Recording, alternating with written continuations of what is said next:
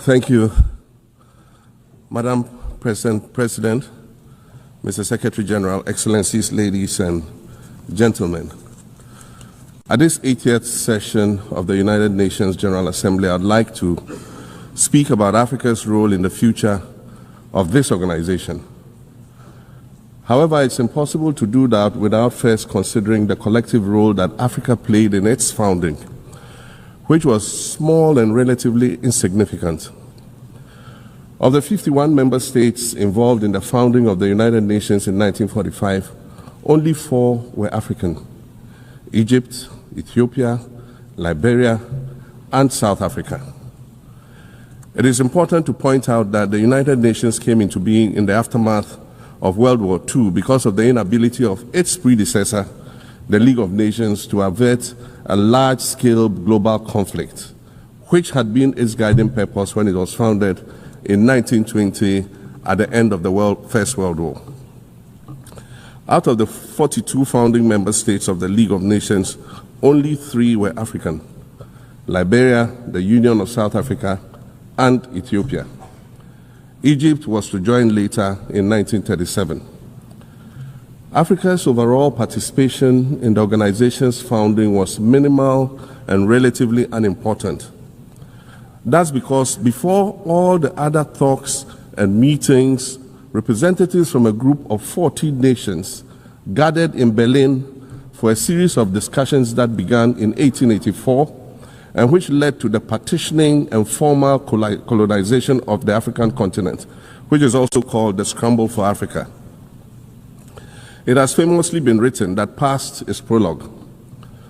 Well, in the past, the majority of the 54 nations that now comprise Africa were never offered a seat at the table where plans for a new world order were being drawn. But, Madam President, as fate would have it, the tables are turning, and Africa's role in the authorship of whatever is yet to come for this world is going to be huge, and it will be consequential. According to this organization's own projections, by the year 2050, more than 25% of the world's population is expected to come from the African continent. Additionally, by 2050, 1/3 of all young people aged between 15 to 24 will be residing on the African continent. So you see, the future of this world is African. Allow me to say this once again a little louder for those of you in the back. The future is African.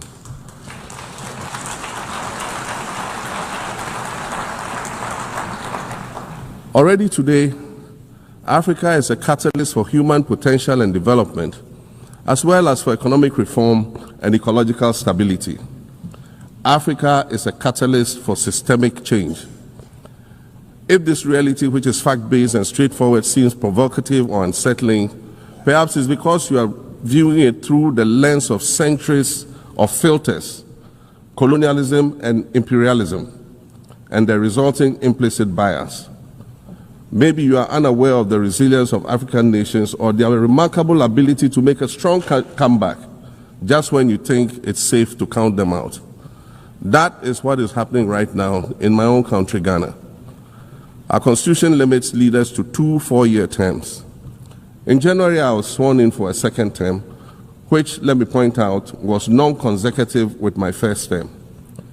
Our currency, the Ghana cedi, was rapidly depreciating. Faced with rising inflation, a huge debt burden, and low morale amongst our citizens, my new administration settled down quickly and embarked on an ambitious program of comprehensive transformation designed to restructure Ghana's economic foundation and enhance our competitive standing globally. We refer to this process of recalibration as our reset agenda. In just 8 months, we have achieved significant reduction in inflation from 23.8% in December 2024 to 11.5% in August 2025, restoring price stability for our citizens. Additionally, our currency, the Ghana cedi, has appreciated considerably against other currencies, with Bloomberg reporting it as the best performing currency in the world at one point. Our improved sovereign credit rating reflects increasing investor confidence in our economy. And our 24-hour economy initiative promises to transform our economy. And there's a renewed willingness amongst our people to trust that their elected officials have Ghana's interests at heart and that we are progressing together. Madam President, I believe that in honor of this milestone celebration, the United Nations should also embark on a process of serious recalibration and establish its own reset agenda. Since the organization's founding, the number of UN member nations has nearly quadrupled. And quite frankly, it is not the same world that it was back then when the UN was formed. I mentioned earlier that I began my second non-consecutive term as president this past January. My first term ended in January 2017. In that span of time, 8 years, the world has changed with such ferocity. My first days in office after my return felt as though I had just awakened from a Rip Van Winkle-style sleep. Now, no, that was only after 8 years. Imagine then what it will be like after 80 years since the founding of the United Nations. In 1945, the sun had not yet set on the largest empire in history. The most common mode of international travel was by sea. The personal computer had not been invented, let alone made portable. And television, a new convenience, was still in its infancy, albeit in black and white color. Relations between the US and the Soviet Union were turning frosty, with Winston Churchill declaring that an iron curtain has descended across the European continent. Fast track 80 years on, in today's world, hundreds of thousands of commercial flights take off and land every day. Libraries have been digitized so that volumes of literature can exist on a small device, small enough to fit inside your pocket. We live in a world of cryptocurrency, artificial intelligence, social media, the internet and its dark hidden dungeon of the dark web, all of which carry a potential threat to global peace and security. Climate change is real, and we're fighting a losing battle against the loss of Maldives and other island nations to the rising sea level, against the loss of Timbuktu to desertification and the Amazon forest to global warming and deforestation. Madam President, the UN Founding Charter is outdated when it comes to representation in this August Assembly. The most powerful post-World War II nations are still being rewarded with an almost totalitarian guardianship over the rest of the world. And yet, the first sentence in Chapter 2, Article 1 of the UN Charter declares that the organization is based on the principle of sovereign equality of all its members. If this were true, and was the case, a continent as large as Africa, with its numerous UN member states, would have at least one permanent seat on the Security Council.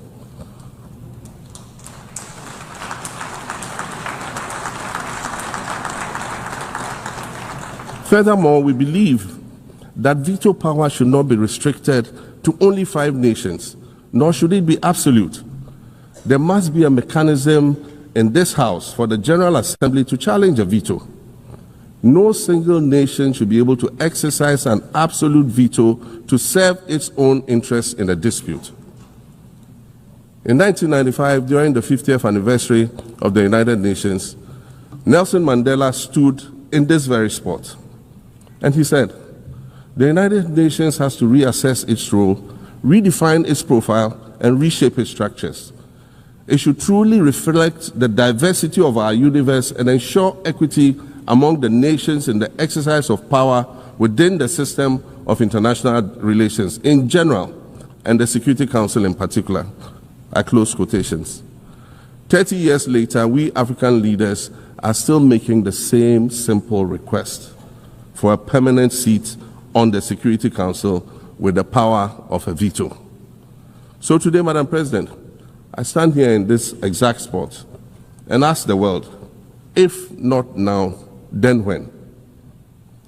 We demand not only a reform of the Security Council, but also a reset of the global financial architecture, which is currently rigged against Africa. Africa must have a greater say in the world's multilateral financial institutions. And while I'm making requests, I'd like to call for the removal of the blockade on Cuba. As Dr. Kwame Nkrumah, our nation's founder, famously said, "We seek to be friends with all and enemies to none." The Cuban people shed their blood on African soil in the fight against apartheid. And indeed, Cuba has been and continues to be a faithful friend of Africa. You see, the very fact that I can stand here and ask these things and say these things, and the fact that all nations can ostensibly gather here to address critical global issues, air our grievances, and express our concerns, that is what makes the survival of this organization so important.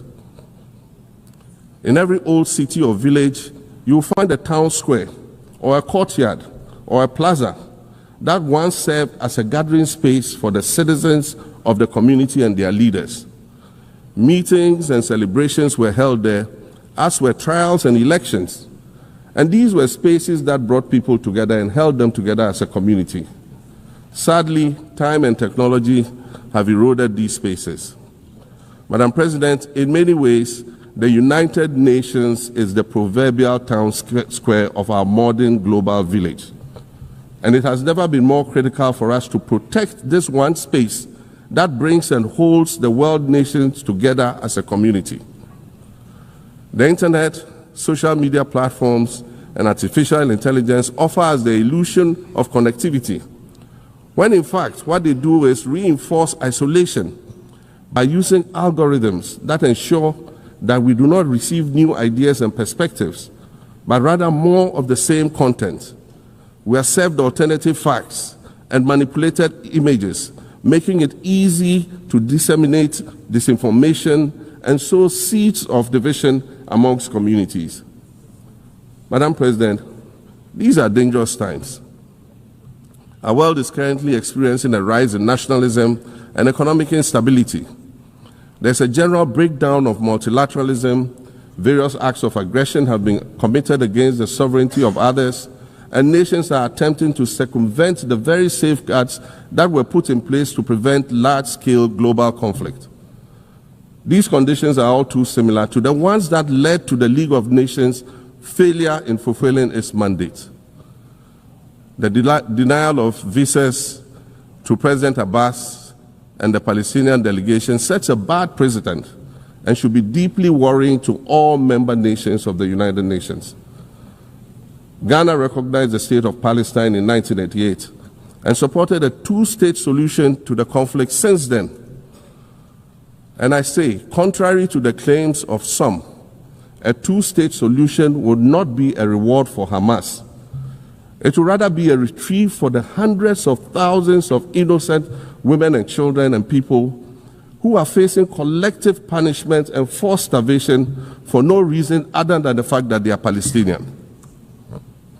For nearly 2 years and for the fear of reprisals, we here in this General Assembly have been playing hide and seek with language to find the right words to help us avoid or excuse what we all know is taking place in Gaza.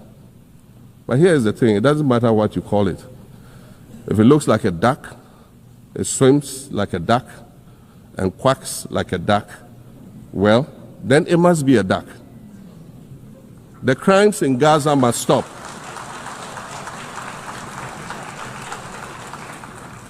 The crimes in Gaza must stop. Madam President, I also want to draw particular attention to the conflict in Sudan, which this body has described as the world's largest humanitarian crisis. 12 million people have had to flee their homes.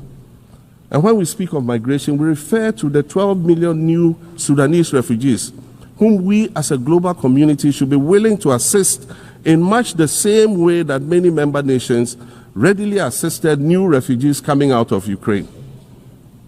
Let's dispense with the euphemisms and dog whistles and speak frankly.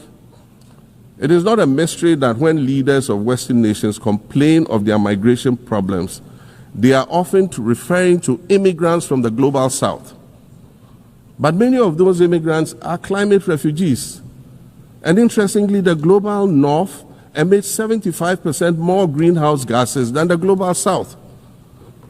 However, the effects of climate change are more severe in the global south because we lack the resources to address them effectively. And so when the desert encroaches on our villages and towns, and they become unlivable, we are forced to flee. Warsan Shire, a Somali-born prophet, a Somali-British poet born in Kenya to Somalian refugee parents, was London's first youth poet laureate.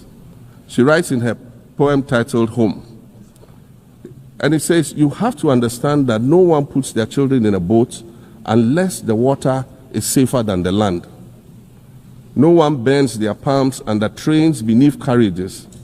No one spends days and nights in the stomach of a truck feeding on newspaper unless the miles traveled mean something more than just a journey." Madam President, we cannot normalize cruelty.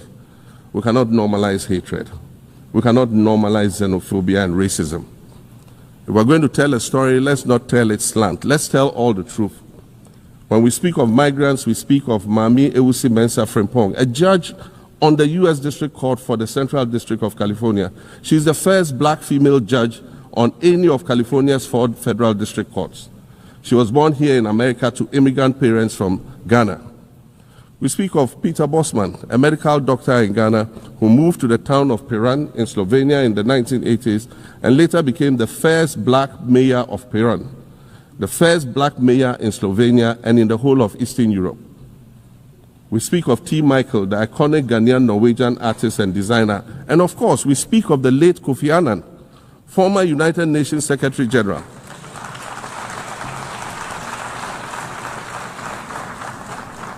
Former United Nations Secretary General and Nobel Peace Prize recipient, who was born in Ghana but spent his adulthood in various places in America and Europe.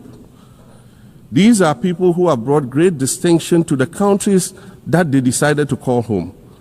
Just as the migrants and the children of migrants before them did, I dare say these are not invaders. These are not criminals. Madam President, the slave trade must be recognized as the greatest crime against humanity. As the African champion on reparations, Ghana intends to introduce a motion in this August body to that effect. More than 12.5 million Africans were forcibly taken against their will and transported to create wealth for the powerful Western nations. We must demand reparations for the enslavement of our people and the colonization of our land that resulted in the theft of our natural resources, as well as the looting of artifacts and other items of cultural heritage that have yet to be returned in total. We recognize the value of our land and the value of our lives, as did our colonizers, as well as the governments that happily paid reparations to former slave owners as compensation for the loss of their property, in quotes, and that property for which they received compensation was paid referred to enslaved people who had been freed. Madam President, an increasingly insecure world is witnessing upward spending on defense budgets of bilateral partners and steep cuts in official development assistance. Since July 2024, it is estimated that there's been a 40% drop in humanitarian aid globally. In this era of global uncertainty, Africa must exercise sovereignty over its natural resources to raise the necessary funds to ensure the well-being of its citizens. The days of parceling out vast concession areas to foreign interests for exploitation must come to an end. We'll continue to welcome foreign investment, but we must negotiate better for a bigger share of the natural resources that belong to us. And we must insist on value addition to these resources. We're tired of the continued image of poverty-stricken, disease-ridden rural communities living at the periphery of huge foreign-controlled natural resource concession areas. We're tired of having people extract the most they can from us and in return offer us the very least by way of respect, consideration, and dignity. We're tired of not being represented in ways that reveal the richness and complexity of our history or acknowledge all that we have overcome to arrive here in this liminal space of untold possibilities. Allow me to echo the Indian-American writer Arundhati Roy, who wrote, "Another world is not only possible, she's on her way. On a quiet day, I can hear her briefing."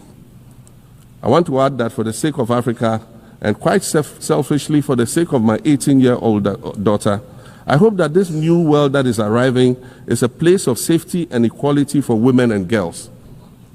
To succeed, we must empower everyone, including women and girls, to reach their full potential. In closing, Madam President, I'd like to congratulate you on your election to preside over this historic 80th General Assembly and on being the 5th woman to hold this distinction. I'd also like to congratulate Her Excellency Nana Jane Opoku-Agyeman on being the first woman Vice President of Ghana.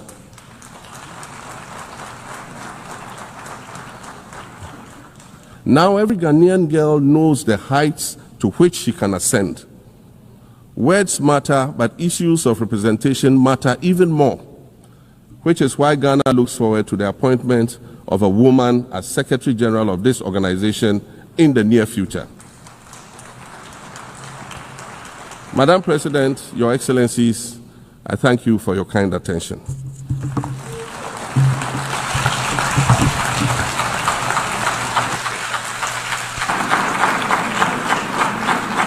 On behalf of the General Assembly, I wish to thank the President